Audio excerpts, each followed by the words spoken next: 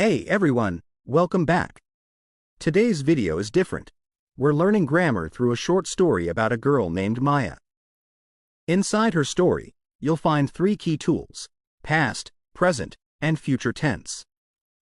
By the end, you'll not just know the rules, you'll be able to use them. Let's get started. Let's quickly talk about tense. Tense just tells us when something happens. Past, something that already happened. Example, I ate breakfast. Present, something happening now, or generally true. Example, I am eating breakfast, or I eat breakfast every day. Future, something that hasn't happened yet.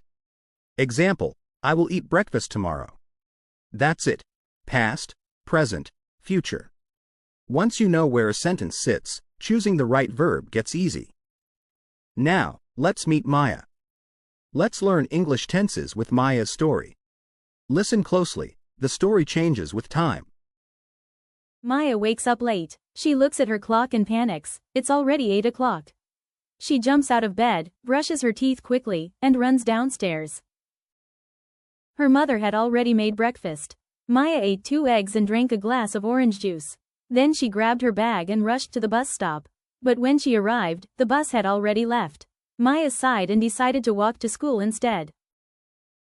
She will walk for 20 minutes, and when she finally reaches her classroom, her teacher will smile and say, "You're late, Maya, but I'm glad you made it."